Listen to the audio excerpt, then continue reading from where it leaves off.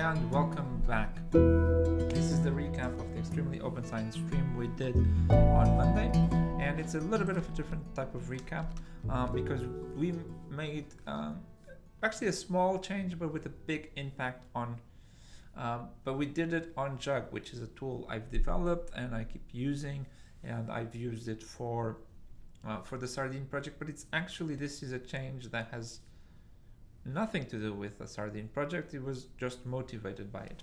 Right, so let me just get back to sharing my screen. And so this is where we started on Tuesday. So we had this plot, and just to remind everybody, this is a very complicated, or it's a messy plot. This is not something that we would ever actually publish because but to give us an initial idea of what's going on is actually quite helpful. So you can see we have these, each line is a microorganism and we are adding mutations in silico, and then we have this score, so the excess of small genes, and then these dashed horizontal lines. This is the sort of the 0 point. So we extend the 0 point. So this is without any mutations. And so ideally, we would get all of the dashed lines up here, and then the solid lines would go over, and we would be able to find the threshold such that we capture the solid lines and not the dashed lines. And this is not perfect, but it's actually already pretty good, or much better than what we had before. So this is using eggnog orthologous groups as our reference for when is a gene too short and too long. And so we had written this code already, and then so this week what we did is we consolidated a little bit. So we moved some of the computations from this script that we run to generate the plot, and we moved some of these computations to the Jug script. So when we have something in a Jug script, that means that it's going to run once, and then it's going to be cached for reused. However, so I'm going to be running this now. So, however, we were saving these polars data frame objects, and Jug by default uses pickle to save them to disk and to save them and to read them from disk. And it turns out that for polars data frames, that is incredibly slow. And so this operation, just loading these tables, these data frames, was taking several seconds, up to a minute, which meant that when we wanted to operate over 200 elements, it was very difficult. It was not something that we could comfortably do. So off stream, I went ahead, and so this is now Jug code, and I added a special case for polars. So it had already had this special case for NumPy, so write 2. So it had a special case for NumPy, then it has a special case for polars, and otherwise it uses the normal encoding, which is a compressed pickle object. And so I added this. Then what I needed to do, so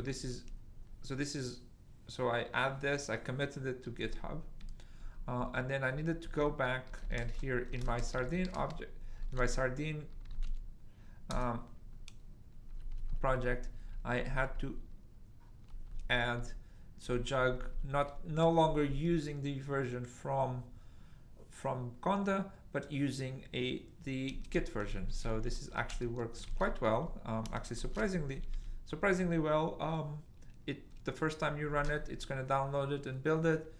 So we needed to add a couple of things here, just add this Pixie build preview feature to allow us to do this.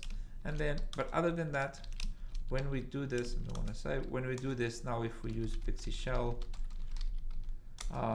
it includes an updated version of Jug. So yeah, so it's using the version from GitHub, works really well. And as you can see, all of this, the plot ran much faster. So we can, if we we can generate it in a couple of minutes. So it's been 5 minutes that I've been speaking. So it took us a couple of minutes to load all of the data, whereas before it would take minutes to load the data for a single object. So this is actually almost instantaneous. So we did a couple of things. So made everything faster, made everything a little bit nicer. So yeah, this was a consolidation week. I think I've talked about this before. Often work goes back and forth between you expand, you try new things. Often when you're trying new things, the code is a bit messy, and then you go back and you consolidate. Maybe you improve other projects. Even in this case, Jug needed improvement, and so that's also one of the goals of the Sardine project, or the extremely open science projects, that we are here really dog fooding our own tools. So if Jug happens to be very, very annoying to use when you have polars data frames, that should annoy me, and then I can fix it for everybody. So right. Also, in the meanwhile, I'm going to be using this Git version. If there's any issues there, I will potentially also be able to fix them before we release Jug to the say, this is the next version. Right. So next week we will continue where we left off. So basically we weren't able to really make as much progress as we wanted, because we were dealing with all of these computational annoyances of the data taking a long time to run. So we will do that. So in the meanwhile, I now am going to so I forgot this. I'm gonna remove it. Use imports, and here I am going to add the new Pixie.